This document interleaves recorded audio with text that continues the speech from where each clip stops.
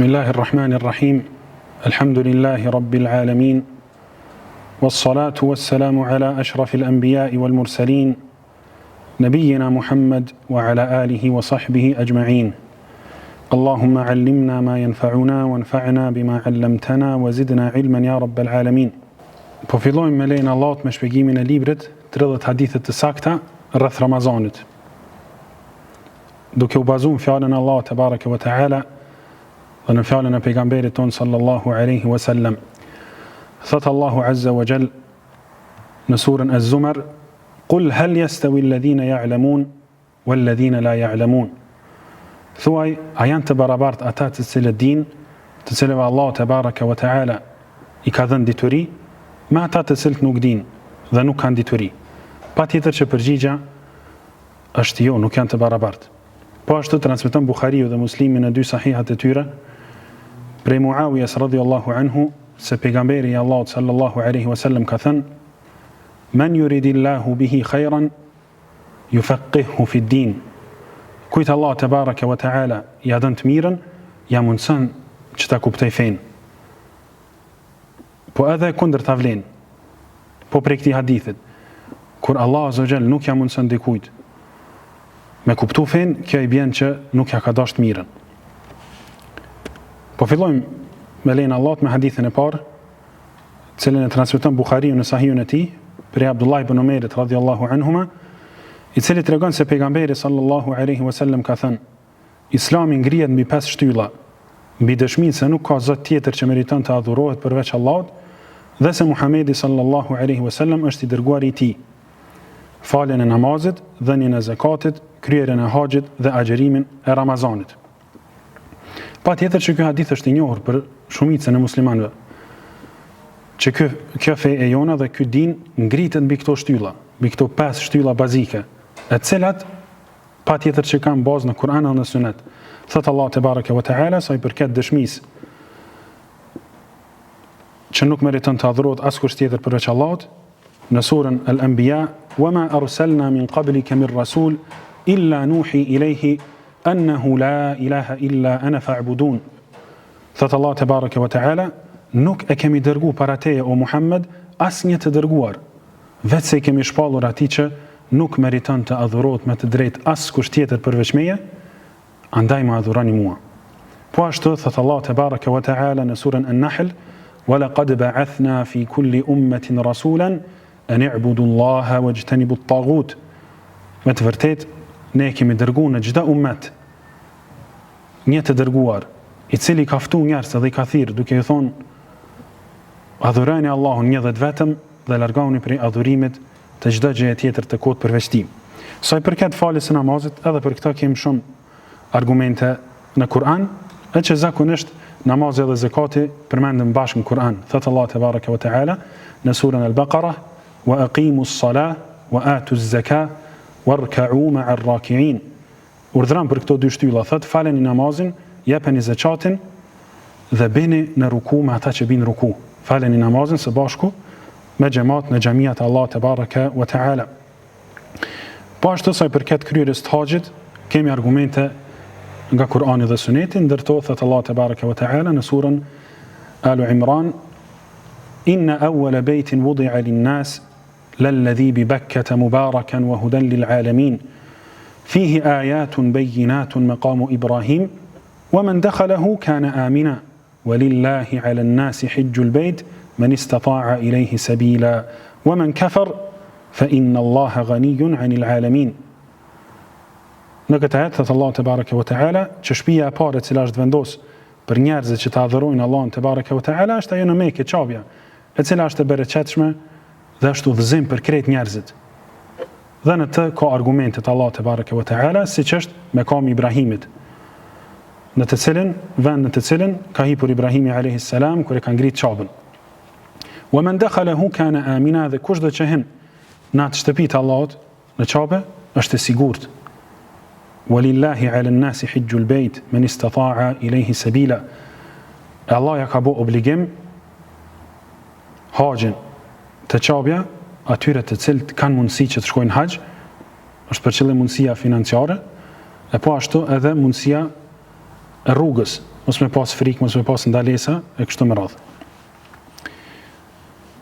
Po ashtu Allah te bareke ve teala sa i përket agjerimit Ramazanit thot në surën Al-Baqara ja eyyuhalladhina amanu kutiba alaykumus siyam kama kutiba ala alladhina min qablikum la'allakum tattaqun o ju të cilët keni besuar thot Abdullah ibn Mas'udi radhiyallahu anhu shaki pejgamberit sallallahu alaihi wasallam për shokëve të parë më të vjetër idha sami'ta Allah yaqul ya eyyuhalladhina amanu kur ta dëgjosh Allahun duke thënë o ju të cilët keni besuar fa ar'iha sam'ak dëgjoj mirë këtë urdhër. Nga se ose është urdhër me cilin Allah po të urdhëron për të vepruar diçka, ose është urdhër me cilin Allah po ndalon për diçka që ti duhet të ndalosh. Në këtë ajet Allah te bareke ve teala thot: "Ya eyyuhalladhina amanu kutiba alaykumus siyam", ju është bërë juve obligim agjerimi, kama kutiba ala alladhina min qablikum, siç është bërë obligim edhe atyre që kanë qenë para jush, me një qëllim të vetëm, la'allakum tattaqun, në mënyrë që ju të arrini devotshmërinë dhe frikën e vërtetë ndaj Allahut te baraka wa taala. Në hadithin e dytë në këtë libër, të cilën e transmeton Buhariu në Sahihun e tij, thotë Abu Huraira radhiyallahu anhu, se i dërguari i Allahut sallallahu alaihi wasallam ka thënë: "Agjerani kur ta shehni hënën e Ramazanit dhe hani bëni bajram kur ta shehni hënën e Shawalit. Nëse është vranet dhe nuk e shehni, plotësoni Shabanin me 30 ditë." Në këtë hadith përmenden 3 muaj prej muajve të Allahut te bareke ve teala, të cilët janë të përmendur në surën At-Tauba. Thot Allah azza wa jall: "Inna 'iddata ash-shuhuri 'inda Allahi 12 shahran fi kitabillah, yawma khalaqa as-samawati wal-ard, minha arba'atun hurum." Tregon Allah azza wa jall që muajt të cilët janë në kalendarin ton, kalendarin e muslimanëve, kalendarin hijri, janë 12 muaj. Aq prej tyre 4 janë muaj të shenjtë në të cilët ndalohet fillimi i luftës. Këto Allah azza wa jall prej tyre ka përmend Ramazanin, Shawalin edhe Sha'ban. 3 muaj që vinë një pas një. Shabani, pastaj Ramazani dhe pastaj Shawali. Agjerani kur ta shehni hënën e Ramazanit, është për qëllim hëna e re. Nga se ne e dim që kur shfaqet hëna e re, hyn dhe fillon muaji i ri. E kur të shehni hënën e re të Ramazanit, agjerani, fillon agjerimin prej ditës së nesërme. Dhe hani bëni bajram kur të shehni hënën e muajit Shawwal pas Ramazanit. E që Ramazani ka mundësi të ketë 29 apo 30 ditë. Nëse është vranet dhe nuk e shehni hënën e re, plotësoni Shabanin me 30 ditë. Ky është gjykim i cili ka të bëjë me fillimin e muajit Ramazan. Nëse nuk shihet hëna e re e muajit Ramazan para ditës së 30 të muajit Sha'ban, atëherë duhet të plotësohet ky muaj me një ditë shtesë, me 30 ditë, e pastaj prej ditës nënvembër të fillohet me agjerimin e Ramazanit. Sa i përket hënës tre, thot Allah azza wa jall në surën Al-Baqara: "Yas'alunaka 'anil ahilla", të pyesin ty o Muhammed për hënën e re, për fazat e saj apo ndryshimet e saj. "Qul hiya mawaqitu lin-nasi wal-hajj", thuaj ato janë shenja përcaktuese të kohës në përgjithësi në çdo muaj, po edhe në kohën e haxhit në veçanti. Padyshim se përmes hënës së re dihet se kur fillojnë muajt e haxhit dhe kur mbarojnë ata. Në hadithin e tretë, cilën transmeton Buhariu gjithashtu në Sahihun e tij nga Abu Sa'id al-Khudri radhiyallahu anhu, thot pejgamberi sallallahu alaihi wasallam: "Ati që agjeron një ditë në rrugën e Allahut, Allahu do t'ia largojë fytyrën nga zjarri për 70 vjet." E sa i përket këtij hadithit, ka divergjenca në mesin e dietarëve, është për qëllim kush agjeron një ditë në rrugën e Allahut, me kuptimin që agjeron për hir të Allahut, dhe si pasojë e këtij agjerimi Allah ja largon fytyrën nga zjarri për 70 vjet, apo është për qëllim kjo fjala fi sabilillah, në rrugën e Allahut në xhihad. E dim që shumica e shprehjeve kur vinë në shariatin ton fi sabilillah, është për qëllim xhihadin në rrugën e Allahut. Ku dhe Buhariu dhe disa imam tjerë e transmetojnë këtë hadith në librat e tyre, që kanë bëjnë me luftën në rrugën e Allahut. Kitabul Jihadi was Siyar për shembull. Po cila do të qoftë kuptimi i parë apo i dytë, do ta dim se shpërblimi është shumë i madh. Allah azza wa jalla atij që agjeron një ditë për hir të Allahut edhe në rrugën e Allahut, Allahu do t'i largojë fytyrën nga zjarri për 70 vjet. Në hadithin e katërt, të cilën e transmeton Buhariu në Sahihun e tij nga Abu Huraira radhiyallahu anhu, thot i dërguari Allahut sallallahu alaihi wasallam, kur të hyj muaji Ramazan, hapen portat e qiellit, mbyllen dyert e xhehenemit dhe prangosen shejtanët. E patjetër që këto tri ndodhi, hapja e dyerve të qiellit ose të xhenetit, mbyllja e dyerve apo portave të xhehenemit dhe prangosja e shejtanëve, aludojnë në mëshirën e madhe që ka Allah te baraka wa taala. Thot Allahu te baraka wa taala, yuridu Allahu an yukhaffifa ankum. Allah azza wa jall don që m'ja u lecu juve. Wallahu yuridu an yatuba alaykum. Allah dëshiron që t'ja u fal juve. Wa rahmeti wasi'at kull shay. Dhe rahmeti im, mëshira ime e ka kaplu çdo gjë. Në hadithin e pestë, të cilën e transmeton Buhariu në Sahihun e tij, nga Abu Huraira radhiyallahu anhu, thot i dërguari Allahut sallallahu alaihi wasallam, ati që agjeron Ramazanin duke besuar dhe llogaritur në shpërblimin e Allahut, i falen mëkatet e së kaluarës.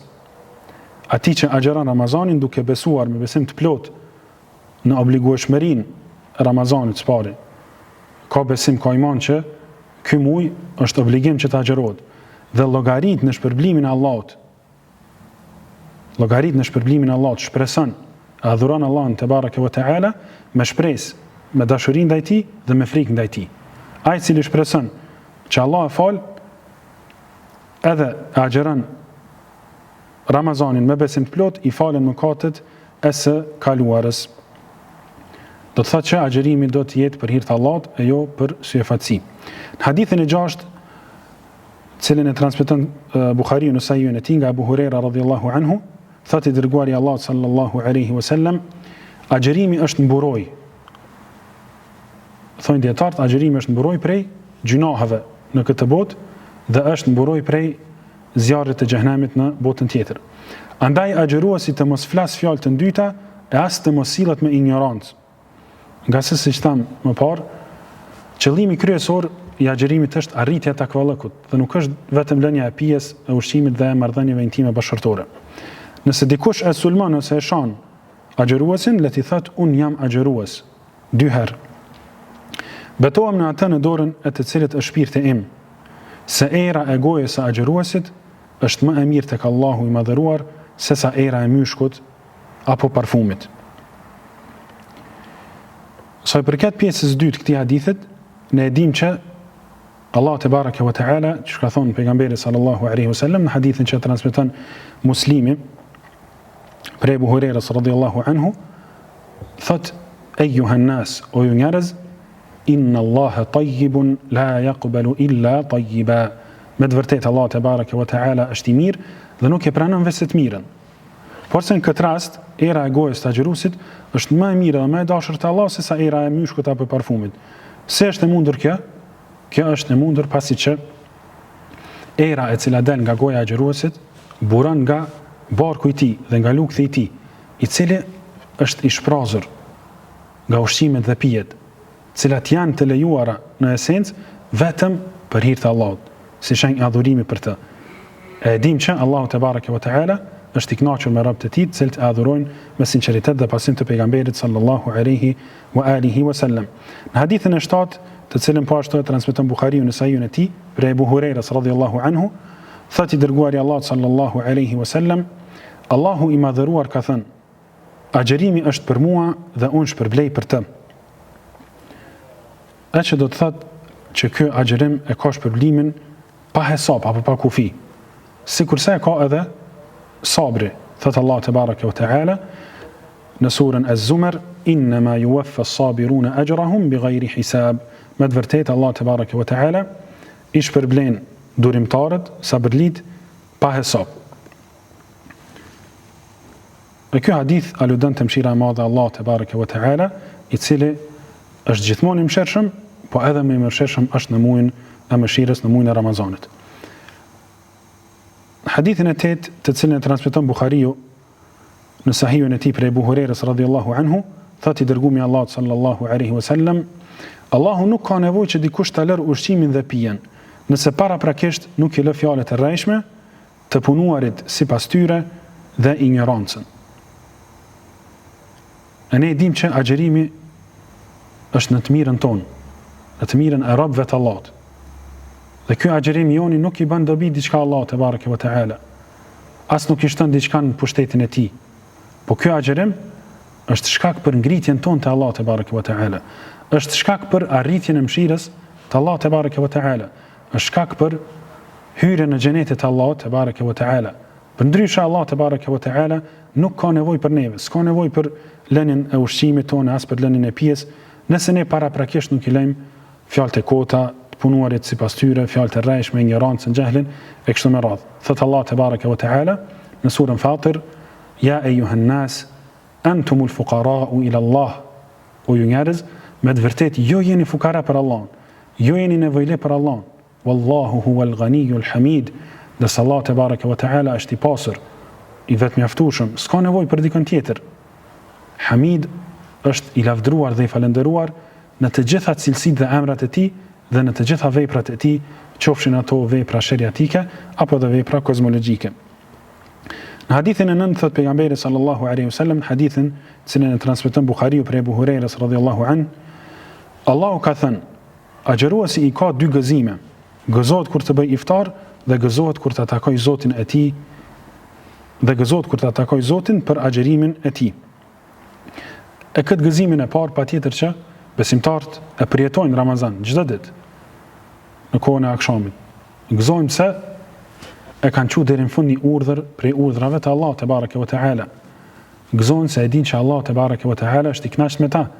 Po edhe gëzojnë se janë untuar dhe janë çtu dhe kanë mundësi tash që me hangër dhe me pi. Ato të cilat kanë qenë të ndaluara për ta deri disa çaste më parë, tani ato lejohen. Patjetër që edhe me këtë fakt gëzohet agjëruesi. Ndërsa gëzimi i dytë është ditën kur do të takoj Zotin e tij. Gëzohet robi i Allahut për agjërimin e tij, ditën kur të takon Zotin e tij, dhe Zoti i tij është përblen ashtu siç e lexuam në hadithet më parë pa hesab.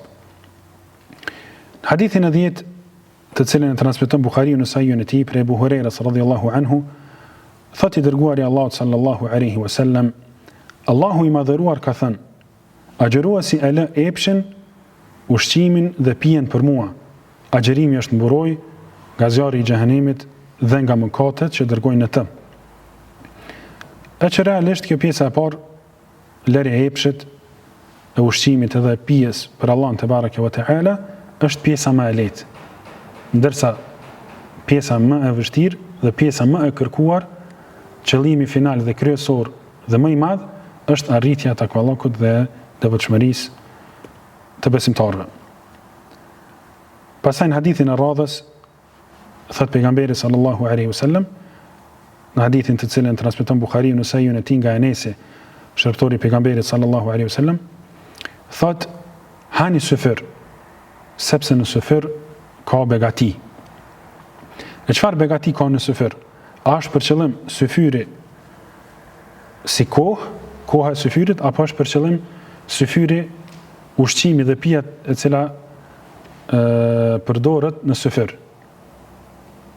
Më saktësisht që janë për qëllim të dyjat.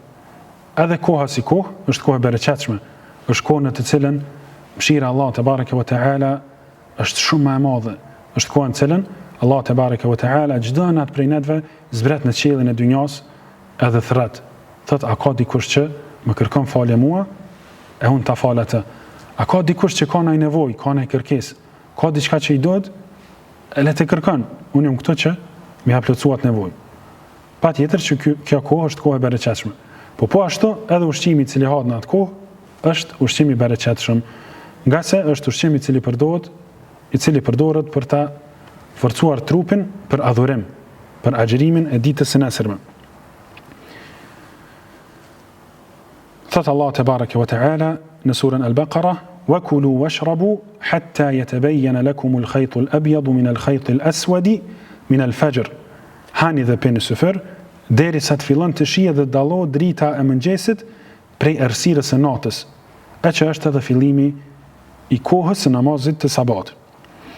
Siç e dim, ngrënia e syfyrit apo edhe vonimi i ngrënies së syfyrit është prej dallimeve mes agjërimit të besimtarëve musliman dhe agjërimit të jehudëve dhe të krishterëve.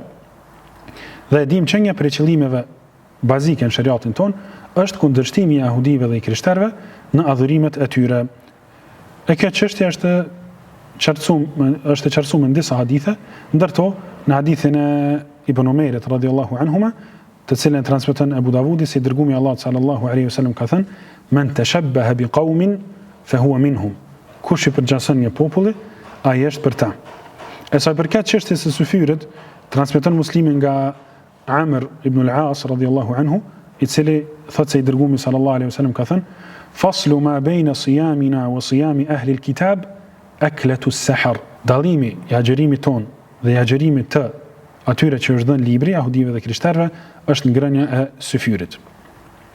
Pastaj në hadithin e radhës, të cilën e transmeton Buhariu në Sahihun e tij nga Abu Huraira radhiyallahu anhu, thotë i dërguari i Allahut sallallahu alaihi wasallam: "Ati që falet natën gjatë Ramazanit, duke besuar dhe llogaritur në shpërblimin e Allahut, i falen mëkatet e së kaluarës."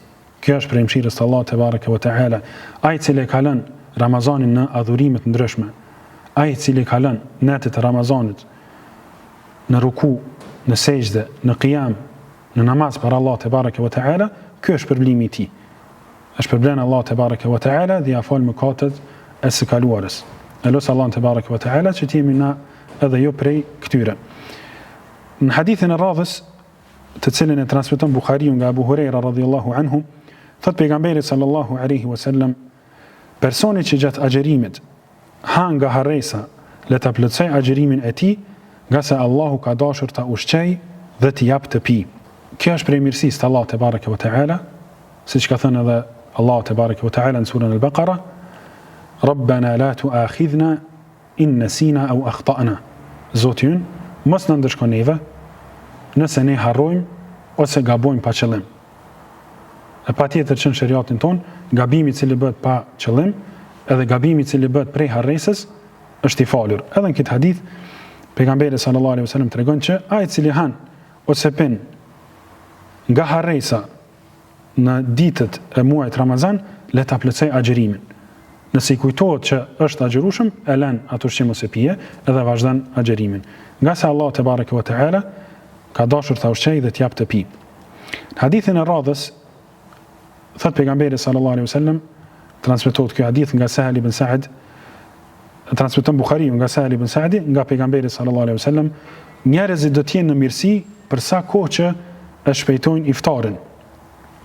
Transmeton Abu Davudi nga Abu Huraira radhiyallahu anhu se i dërgumi i Allahut sallallahu alaihi wasallam ka thënë: "La yazalu ad-dinu zahiran ma ajjala an-nasu al-fitr." Do të vazhdoj feja të jetë e qartë, nga dhënjuese dhe triumfuese, përderisa njerëzit e shpejtojnë prishjen e agjerimit. Li anna al-yahuda wan-nasara yu'akhirun. Është për qëllim prishja e agjerimit në kohën e parë të iftarit. Nga se si thot pejgamberi sallallahu alaihi wasallam, jahudit dhe të krishterët e vanojnë iftarin. E duke përshpejtu iftarin, e kemi më shumë se sa një përfitim. Spari e pasojmë të dërgumin e Allahut sallallahu alaihi wasallam, në të cilin e kemi pasur shembullin më të mirë. Laqad kana lakum fi rasulillah uswatun hasana. Thot Allah te baraka ve teala, në të dërgumin e Allahut, në Muhamedit sallallahu alaihi wasallam, e keni pas shembullin më të mirë. Atë që e ka thënë pejgamberi sallallahu alaihi wasallam, edhe e ka vepruar. Po ashtu i kundërshtojmë ata të cilët na ka urdhëruar Allah te baraka ve teala të kundërshtojmë, e arrim mirësinë dhe hajrin që është transmetuar këtë hadith, se njerëzit do të jenë në mirësi përderisa e shpejtojnë iftarin, dhe po ashtu nuk e mundojmë veten më shumë se sa që na ka caktuar Allah te bareke ve teala. Nëse Allah na kalon limitin për agjërim deri në akşam, ne shpërblehemi kur e përshpejtojmë atë. E caktuar të cilën Allah te bareke ve teala na ka caktuar. Edhe hadithi i fundit i 15 për këtë pjesë është hadithi i cili transmetohet në Sahihun e Buhariut nga Ibn Abbas radhiyallahu anhu, i cili ka qenë djali i Axhës pejgamberit sallallahu alaihi wasallam dhe ka qenë prej komentuesve më të mëdhenj të Kuranit të sahabive. Thot, është fjalë e tij, thot i dërguari i Allahut sallallahu alaihi wasallam ka qenë njeriu më bujar. E bujaria e tij arrinte kulmin gjatë Ramazanit, kur e takonte Xhibrilin. E takonte atë çdo natë Ramazani dhe e mësonte Kur'anin me të. I dërguari i Allahut sallallahu alaihi wasallam në vepra të mira ka qenë më bujar se sa era që fryn. Në këtë hadith, ky sahabi Ibn Abbas radhiyallahu anhuma e tregon se si ka qenë gjendja e pejgamberit sallallahu alaihi wasallam. Thotë se ka qenë njeri tepër bujar, më bujari në mesin e tyre. E që kjo bujari është shtu ende më shumë në kohën e Ramazanit kur e ka taku Xhibrilin, me të cilin e ka mësu Kur'anin. E ka mësu pejgamberi sallallahu alaihi wasallam në çdo Ramazan Kur'anin me Xhibrilin alaihi assalam, i dërguari i Allahut sallallahu alaihi wasallam në vepra të mira ka qenë më bujar se sa era që fryn.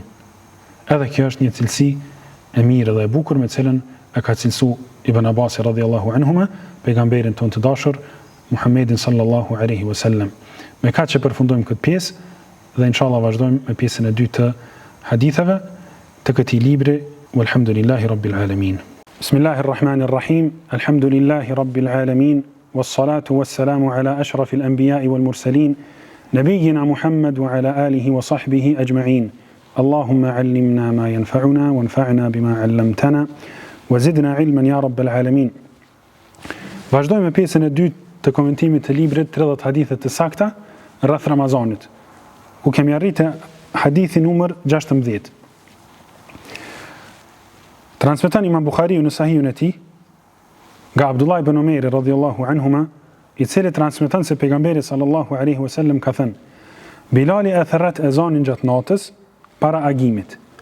Andaj hani e pini derisa Ibn Ummi Mektumi të therras ezanin e dytë për namazin e sabat.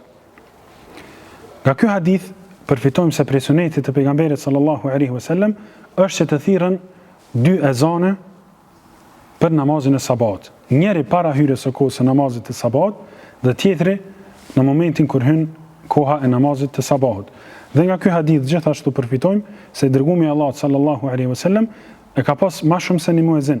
I ka pas 2 muezina, Bilalin radhiyallahu anhu dhe Abdullah ibn Ummi Mektumin radhiyallahu anhu, i cili ka qenë i verbër. Këta 2 e kanë thirrë ezanin në kohën e pejgamberit sallallahu alaihi wa alihi wasallam. Pse janë thirrë këto 2 ezane? Ezani 2 dihet për shkak se ka hi koha e namazit sabat, sikurse për çdo namaz tjetër.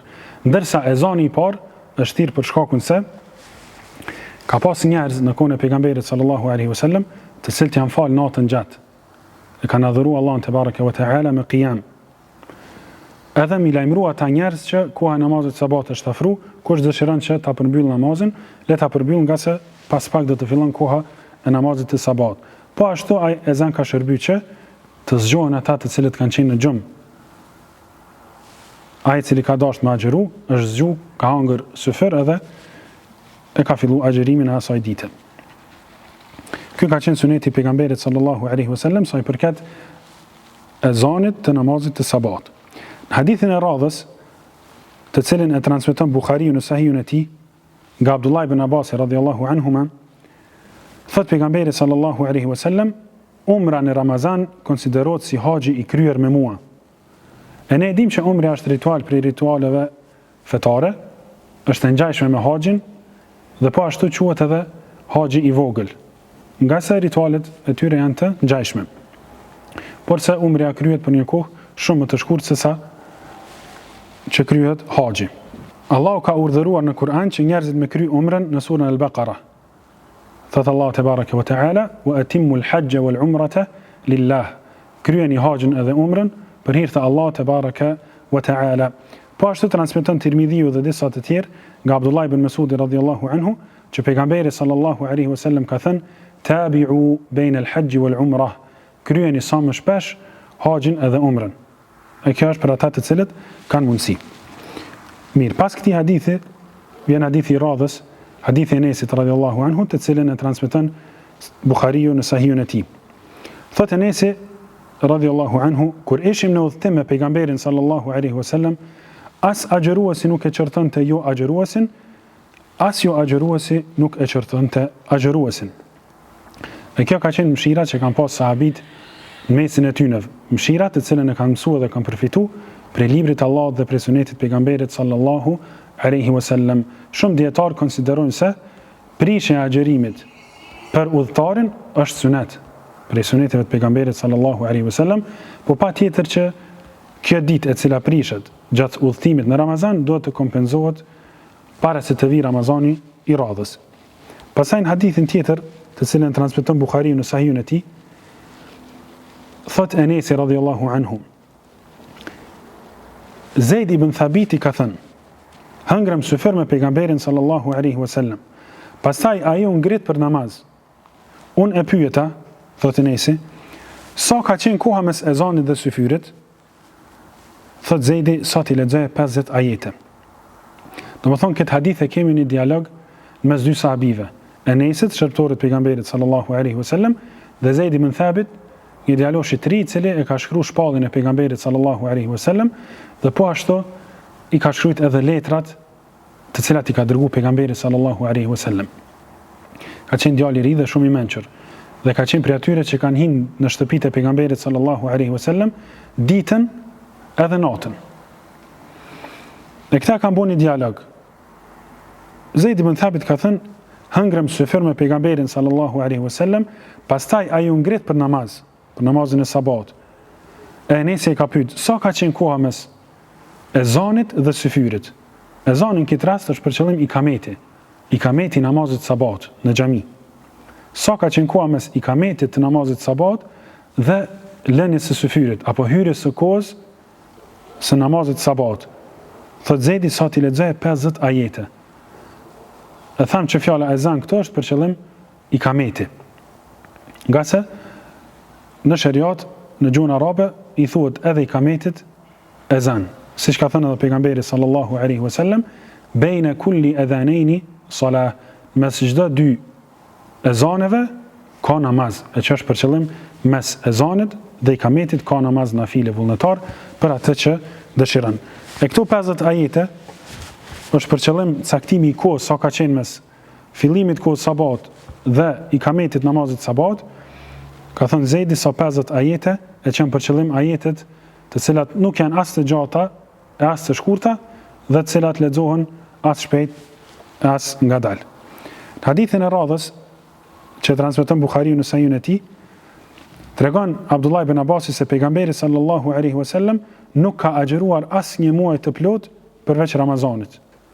E dim që pejgamberi sallallahu alaihi wasallam ka agjëru ditë nafile, ditë vullnetare jashtë Ramazanit. Dhe prej muajve që ka agjëru mas shumë të to është muaji Shaaban, muaji i cili paraprin Ramazanit. Porse ka qenë njeri mesatar dhe nuk e ka mundu veten më shumë se sa që ka pas mundësi. Për atë arsye edhe nuk ka agjëru gjithmonë. Dhe na ka treguar që agjërimi më i mirë është agjërimi i Davudit alayhis salam, i cili ka agjëruar një ditë po dhe një ditë jo. Pastaj në hadithin e radhës, të cilën e transmeton Imam Ahmedi në Musnedin e tij, nga Abu Huraira radhiyallahu anhu, se pejgamberi sallallahu alaihi wasallam ka thënë, sa agjërues nuk përfitojnë nga agjërimi i tyre vetëm se urin dhe etjen.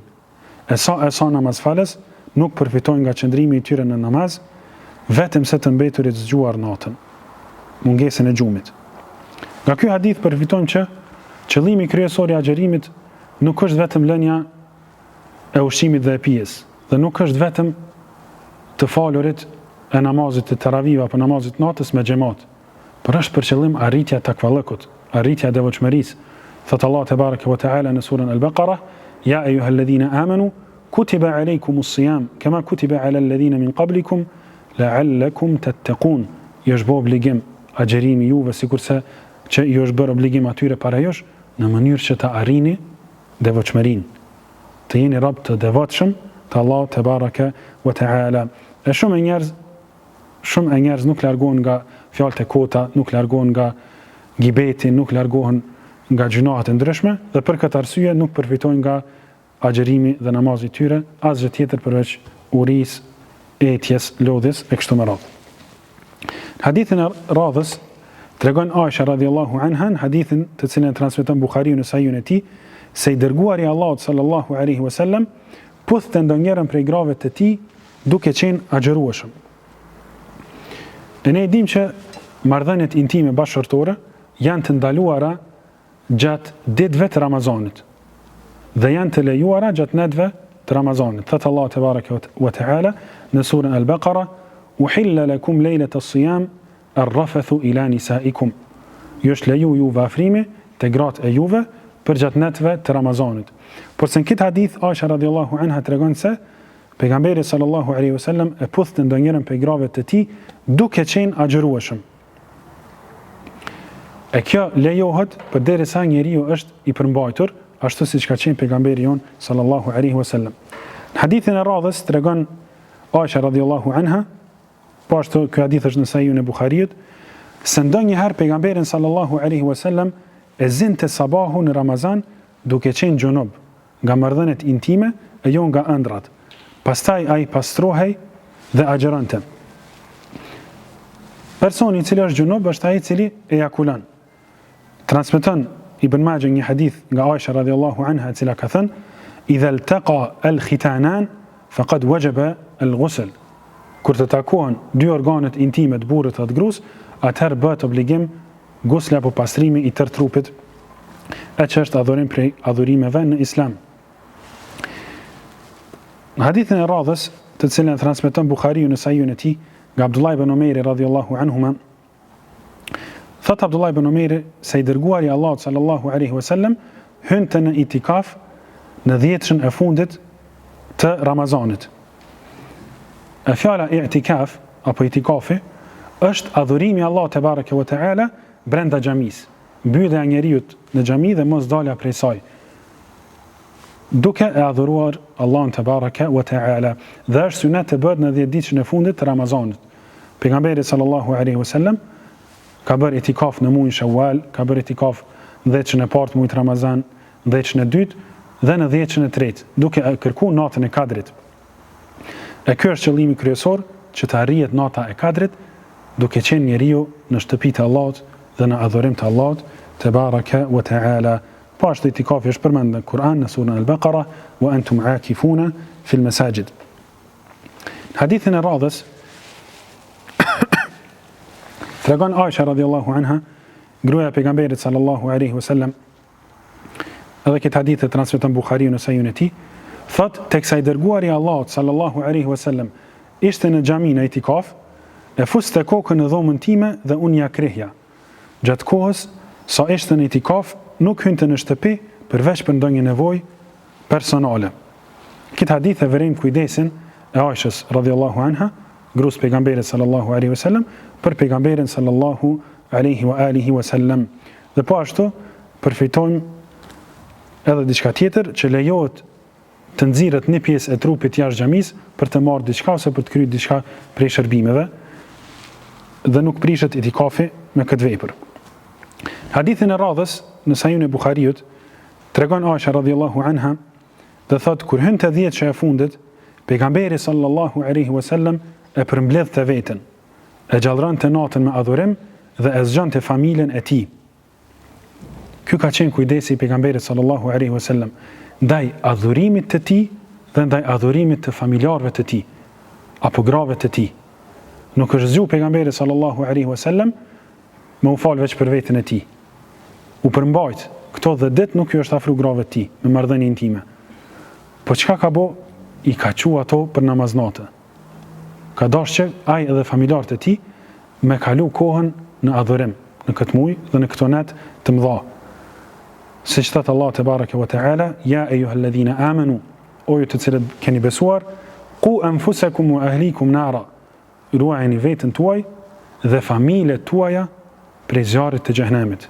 Hadithin e radhës transmeton Aisha, transmeton Buhariu në Sahihun e tij prej Aishës radhiyallahu anha, se i dërguari sallallahu alaihi wasallam ka thënë: "Kërkojeni natën e Kadrit në natën tek të 10-shës së fundit të Ramazanit." Është për qëllim kërkimi i kësaj nate para se me ardhë ky 10 natë i fundit. Spari me përmallim dhe dashuri për këtë natë. Me njetë që kur të vjen kjo natë, ne do të adhurojmë Allahun te bareke ve teala. Do të mundohemi maksimalisht që ta fitojmë mëshirën e Allahut te bareke ve teala. Dhe e dyta është kërkimi me adhurim, jo vetëm me njetë, po edhe me adhurim kur të vinë ato natë të mëdha që janë 10 natë e fundit të Ramazanit. E që janë natë të tek, cilat i ka përmend pejgamberi sallallahu alaihi wasallam, e që janë nata e 21, 23, 25, 27 dhe 29.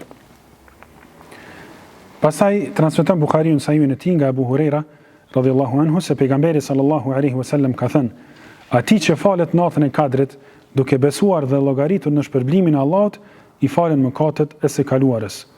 Hadithi i njëjtë, sikur sa ai i cili agjeron Ramazanin, e ka këtë shpërblim. Ai i cili falet gjatë Ramazanit, i fal taravit, namazin e natës, e ka këtë shpërblim, edhe ai i cili falet gjatë natës së Kadrit, e ka këtë shpërblim.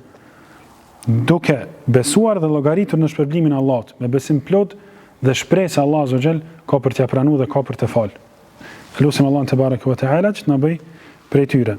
Hadithin e radhës, të cilën e transmeton Buhariu në Sahihun e tij, nga Abdullah ibn Omeri radhiyallahu anhuma, thot ky sahabi, pejgamberi sallallahu alaihi wasallam e ka obliguar sadakan e fitrit një sa' me hurma ose elb për muslimanin, qoftë rob a i lirë, mashkull a femër, i vogël a i madh, si dhe ka urdhëruar që të jepet para se njerëzit të dalin për namaz të bajramit. Sadaqatul fitri është obligim, siç e ka përmend edhe Ibn Omeri radhiyallahu anhuma në këtë hadith. Koha e nxjerrjes së kësaj lëmoshe të sadaqatul fitrit është 1 ditë ose 2 ditë para bajramit. E më e mira është që rrugës për në namazin e bajramit të jepet kjo sadak. Sa është sasia e saj? Thot 1 sa me hurma ose elb. E sa është njësi matse, e cila ka qenë kohën e pejgamberit sallallahu alaihi wasallam, e që i bjen mbushja e 2 shuplakave të duarve 4 herë me ushqime të cilat i përdorin njerëzit e atij vendi, qofshin ato hurme, qoftë djath, roshithat, elb, orez, pasol e kështu me radhë, e që përafërsisht i bjen 3 kg. Kush e ka obligim këtë sadaka?